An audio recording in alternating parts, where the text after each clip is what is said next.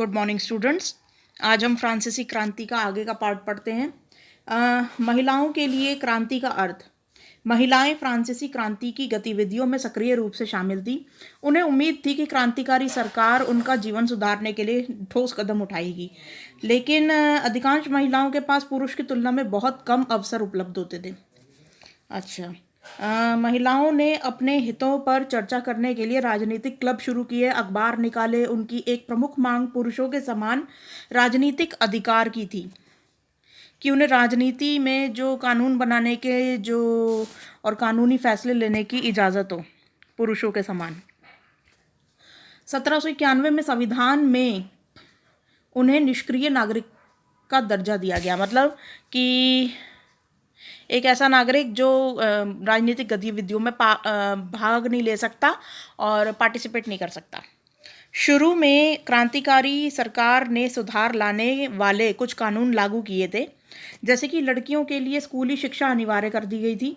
अब शादी को स्वैच्छिक अनुबंध माना गया और नागरिक कानूनों के तहत उनका पंजीकरण किया जाने लगा।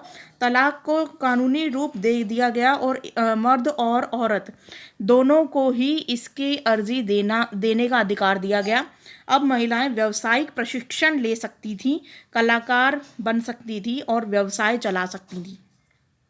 तो ये सब अधिकार जो है उस वक्त फ्रांसीसी क्रांति में जो क्रांतिकारी सरकार थी उन्होंने ये सुधार करके दिए थे महिलाओं को। लेकिन राजनीतिक अधिकारों के लिए महिलाओं को संघर्ष जारी रहा। मतलब राजनीतिक अधिकार में वोट देना आ जाता है, सरकारी नीतियों में पार्टिसिपेट करना आ जाता है, ठीक है, चुनाव लड़ना, ये सब राजनीतिक अधिकार है। इनकी नेत्रियों में सबसे महत्वपूर्ण थी ओलंप दे गूज। 1791 में इन्होंने पुरुष एवं नागरिक अधिकार घोषणा पत्र के तर्ज पर महिला एवं नागरिक अधिकार घोषणा पत्र तैयार किया और महिला अधिकारों के लिए आवाज़ उठाई। आतंक राज के दौरान सरकार ने महिला क्लबों को बंद करने और उनकी राजनीतिक गतिविधियों पर प्रतिबंध लगाने वाला कानून लागू कर दिया था। आतंक का राज कब हुआ था? जब रोबेस्पियर जो था वो बन गया था फ्रांस का राजा, मतलब फ्रांस में जो सरकार का लीडर बन गया था, तब आतंक का राज था। अच्छा, नेशनल कन्वेंशन के शासनकाल में ओलंप दे गूज पर देशद्रोह का मुकदमा चलाया गया और उन्हें फांसी दे दी गई। अंततः सन 1946 में फ्रांस की महिलाओं ने मताधिकार हासिल कर लिया। तो देखो कब से लड़ाई स्टार्ट की थी करनी इन्होंने? 1791 से, और अधिकार कब मिले? 1946 में, और 1947 में 1947 में भारत जो था वो सबसे पहला देश बना था जिन्होंने आज़ादी के तुरंत बाद ही महिलाओं को भी और पुरुषों को भी समान मताधिकार, सार्वभौमिक मताधिकार का प्रावधान किया था संविधान में। मतलब पुरुषों को महिलाओं को पुरुषों के बराबर लाकर खड़ा कर दिया था, समान राजनीतिक अधिकार मिले थे। तो भारत ही सबसे पहला देश था वो, ठीक है। लेकिन देखो मतलब इतनी लंबी लड़ाई लड़नी पड़ी, पूरे 55 साल तक लड़ाई लड़ी स्त्रियों ने अपने राजनीतिक अधिकारों को फ्रांस में पाने के लिए। तो ये जो इनका लीडर थी वो कौन थी? यहाँ पे इनके नेत्रियों नहीं है ये, मतलब इनके मंत्रियों में सबसे ओलंप दे गूज नाम की जो महिला थी वो जो थी लीडर थी इस मूवमेंट की, और मूवमेंट का नाम क्या था? महिला एवं नागरिक अधिकार। यहाँ पर 1791 में ये मूवमेंट स्टार्ट हुआ था और फिर बाद में उनको ओलंप द गूज को पर देशद्रोह का मुकदमा चलाया गया था और उनको फांसी दे दी गई थी। अच्छा, दास प्रथा और क्रांति।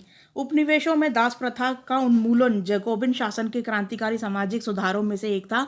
कैरिबियाई उपनिवेश तंबाकू, नील, चीनी एवं कॉफ़ी जैसी वस्तुओं में महत्वपूर्ण आपूर्ति करता थे। कैरिबियाई उपनिवेश क्या होता है? ये जो वर्ल्ड मैप है, यहाँ पर कैरिबियाई कंट्रीज़ हैं। ये जो जो छोटे छोटे आइलैंड दिख रहे हैं ना, ये कैरिबियाई कंट्रीज़ हैं। और ये यहाँ पर फ्रेंच गुएना भी है।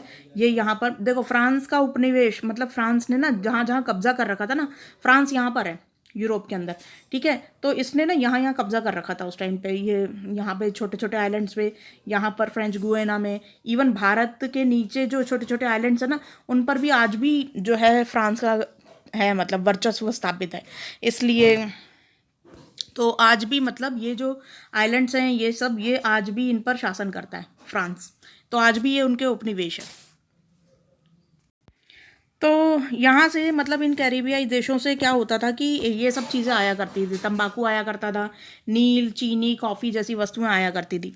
अपरिचित एवं दूर देश से देश जाने और काम करने के प्रति यूरोपियों की अनिच्छा और श्रम की कमी से यूरोप, अफ्रीका और अमेरिका के बीच त्रिकोणीय दास व्यापार द्वारा पूरा किया जाता था। दास व्यापार 17वीं शताब्दी में शुरू हुआ था। फ्रांसीसी सौदागर अफ्रीका से स्थानीय सरदारों के से दास खरीदते थे। दास व्यापार पर निर्भर व्यापारी के के भय से नेशनल असेंबली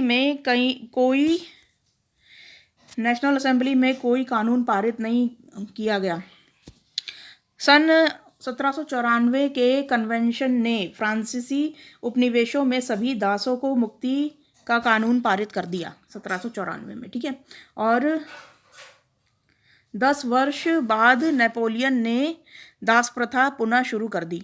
बागान मालिकों को गुलाम बनाने की स्वतंत्रता मिल गई। सभी फ्रांसीसी उपनिवेशों से अंतिम रूप से दास प्रथा का उन्मूलन 1848 में किया गया था। तो यहाँ पे मुझे एक चीज़ याद आई है कि ये 1791 है भाई, हैं, क्योंकि फ्रेंच जो क्रांति थी, फ्रांस की क्रांति, वो तो 1791 में हुई थी, और ये जो है 1946 है। यानी कि 155 साल लग गए थे स्त्रियों को अपने अधिकार पाने के लिए। ऊपर मैं इसको 18 मतलब माइंड से स्किप हो गया, तो ये मतलब 1791 है ना, 155 साल लग गए। काफ़ी लंबी लड़ाई लड़ी है वैसे तो।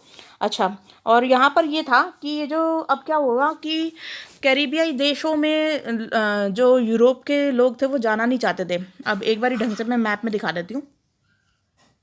ये जो कैरिबियाई देश थे, यहाँ पर क्या होता था कि ये यूरोप के जो लोग थे ना, अपने आप को बहुत हाई स्टैंडर्ड समझते थे। तो वो लोग है ना सिर्फ यूरोप में ही रहकर अपना व्यापार करना चाहते थे। तो वो लोग है ना ऐसी जगहों पर नहीं आना चाहते थे काम करने के लिए। तो वहाँ के जो मजदूर थे, जो इंग्लैंड वगैरह के मजदूर थे, वो एक तो पैसा भी बहुत ज़्यादा मांगते थे कि अगर हमें दूसरे देश भेजना है तो पहले हमें पैसा खूब दो। और मतलब यहाँ के जो व्यापारी थे ना, उनको ये सब पछता नहीं था कि इतना पैसा भी दें और ये काम भी नहीं करेंगे। तो ये लोग क्या करते थे कि अफ्रीका में ना जो दास होते थे या जो मजदूर लोग होते थे, उनको यहाँ से शिप्स में बिठाकर सीधा यहाँ पर ले आया जाता था, मतलब यहाँ पे उतार दिया जाता था और फिर इनसे दासों की तरह काम कराया जाता था, ठीक है। और इवन इंडिया से भी जो है ना काफ़ी लोग दास रूप में यहाँ पर गए थे, मडागास्कर में भी गए थे। और यहाँ पर क्या बोलते हैं, क्या नाम है इसका, मॉरिशस। आज भी मॉरिशस में इंडियंस रहते हैं, बिहार के, ठीक है। तो ये दास रूप में गए थे।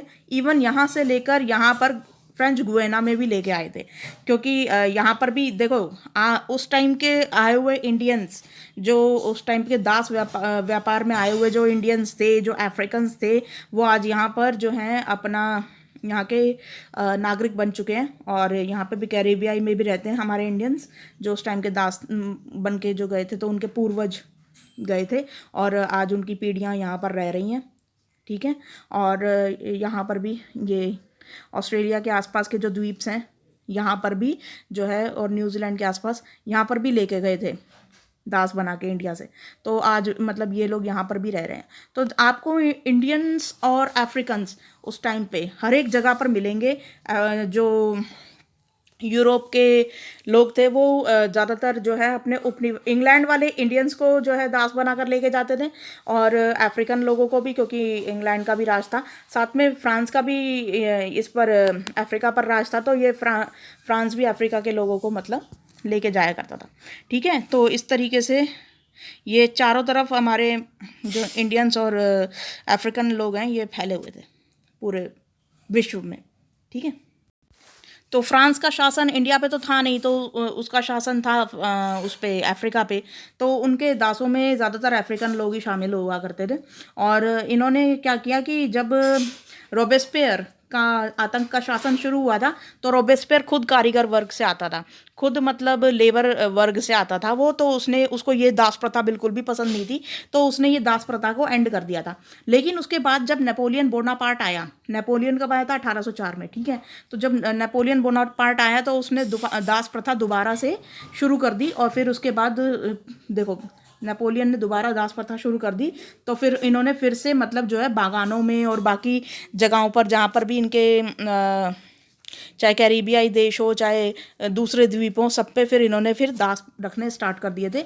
और 1848 में दोबारा से मतलब इन्होंने रखने स्टार्ट कर दिए थे दास। फ्रांसीसी क्रांति की विरासत, अब आगे पढ़ते हैं। स्वतंत्रता और जनवादी अधिकारों के विचार फ्रांसीसी क्रांति की सबसे महत्वपूर्ण विरासत थी। हाँ, तो ये वाले विचार, ठीक है। स्वतंत्रता और जनवादी अधिकारों के विचार जो थे वो फ्रांसीसी क्रांति में सबसे महत्वपूर्ण विरासत थी। सन 1789 में सेंसरशिप की समाप्ति हुई। अधिकारों के घोषणा पत्र में भाषण और अभिव्यक्ति की स्वतंत्रता को नैसर्गिक रूप से अधिकार घोषित कर दिया गया था। तो ये जो अधिकार है ना, स्वतंत्र अभिव्यक्ति की अधिकार, ये आज भी फ्रांस जो है ना, इसका ये फंडामेंटल राइट्स में देता है कि आपको बोलने का अधिकार है, आप कुछ भी बोल सकते हो, ठीक है। मतलब वहाँ पे सही भाषा का उपयोग करके आप जो है अपने विचारों को अभिव्यक्त कर सकते हो। तो ये वहाँ पे आज भी फंडामेंटल राइट है, मतलब मूलभूत अधिकार है, ठीक है। और उस टाइम पे इसी को मतलब फ्रांसीसी क्रांति का सबसे मेन पॉइंट माना गया था कि ये अधिकार मिला लोगों को। नहीं तो पहले राजा के आगे कौन बोलता था? कोई नहीं बोलता था, ठीक है। तो जब राजा गया और फ्रांसीसी क्रांति हुई तो सबको बोलने की, अभिव्यक्ति की स्वतंत्रता मिली थी। ये विचार फ्रांस से निकलकर बाकी दुनिया में भी फैल गया। इसके कारण सामंती व्यवस्था का नाश हुआ और औपनिवेशिक समाजों ने स्वतंत्रता के अपने आंदोलनों में दासता से मुक्ति के विचार को नई परिभाषा दी।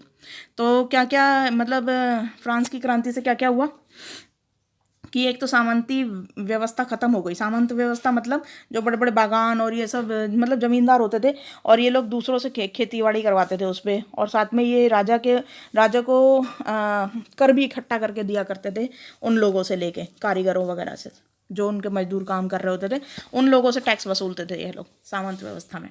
अच्छा, ये औपनिवेशिक समाज में स्वतंत्रता के अपने आंदोलन में दासता से मुक्ति के विचार को नई परिभाषा भी दी कि कैसे दासता से मुक्ति पाई जाए। मतलब ये आगे चल के जो दूसरे देशों में क्रांतियां हुई थी तो ये उसका आधार भी बना था फ्रांसीसी क्रांति, ठीक है, दासता से मुक्ति पाने के लिए।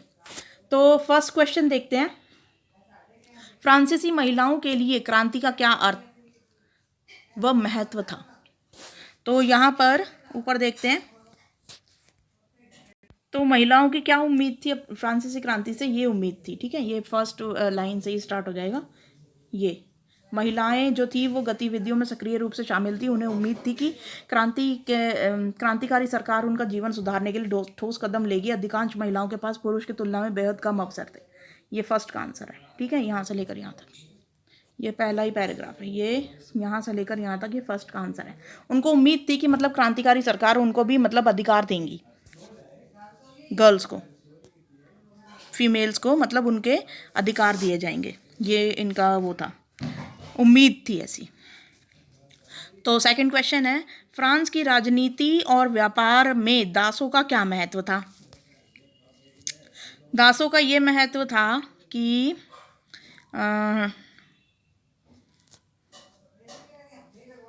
हाँ, तो ये अपरिचित व दूर देश जाने के काम में यूरोपियों की अनिच्छा के कारण यहाँ पर व्यापार शुरू हो गया था। 17वीं शताब्दी में यहाँ से लेकर फ्रांसीसी सौदागरों ने दास खरीदते थे। हाँ, यहाँ से, ठीक है, यहाँ से लेकर यहाँ तक कितनी लाइनें हो गई? 1 2 3 लाइनों का आंसर है ये, ठीक है। ये सेकंड का आंसर है।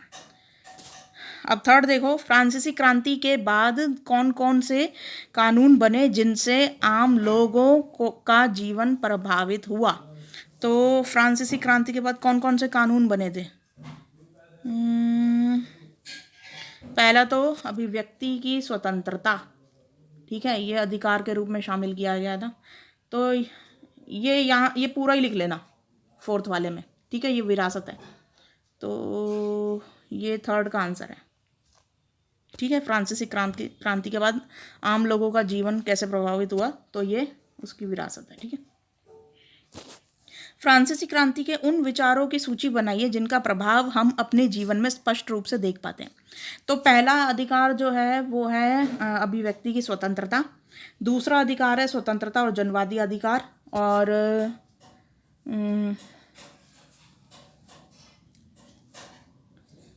क्या था, दासता से मुक्ति, ठीक है। तो ये तीन अधिकार जो है वो आपके आज भी चलते हैं भाई। तो स्वतंत्रता का अधिकार कि आपको कहीं भी जाने की आने की स्वतंत्रता है, आपको कुछ भी करने की, कोई सा भी व्यवसाय करने की स्वतंत्रता कई प्रकार की होती है बच्चों। तो हर तरीके की आपको स्वतंत्रता मिली हुई है, ठीक है, और हर देश में मिली हुई है। तो एक अभिव्यक्ति की स्वतंत्रता हर डेमोक्रेटिक कंट्री में, हर लोकतांत्रिक देश में आपको बोलने की स्वतंत्रता दी जाएगी, लेकिन सही शब्दों के साथ, ठीक है। ये नहीं कि आप कुछ भी बोले, अनाप शनाप बोल रहे हो बिना किसी सिर पैर के, ठीक है। तो ये ऐसी बातें करना सबको मना है, लेकिन अभिव्यक्त कर सकते हो आप अपने विचार ठोस सबूतों के साथ प्लस अच्छी भाषा में, ठीक है। ये इसके ऊपर प्रतिबंध होता है कि अच्छी भाषा होनी चाहिए। नेक्स्ट है ये दासता से मुक्ति मिल गई। आज कोई भी किसी का दास नहीं है, इवन बंधुआ मजदूरी भी आजकल बैन है, ठीक है। तो भारत में अवैध रूप से आज भी होती है, लेकिन अब बंधुआ मजदूरी पर कानूनी रूप से प्रतिबंध लगा दिया गया है, पहले के टाइम में हुआ करती थी। तो अब ये दासता से भी मुक्ति मिल गई है हर जगह। तो ये तीन तो सुधार हो चुके हैं भाई सभी लोकतांत्रिक कंट्रीज़ में। तो ये फिलहाल तो यही तीन है, और बाकी आप अपनी तरफ से देख कर लिख लो कि महिलाओं को भी उनके अधिकार दिए गए, ठीक है। ये फोर्थ हो जाएगा। तो ये फोर्थ का आंसर जो है ना यहाँ पे बिखरा हुआ है, तो आप उनको समेट लेना, मैंने आपको बता दिया है, ठीक है। Thank you.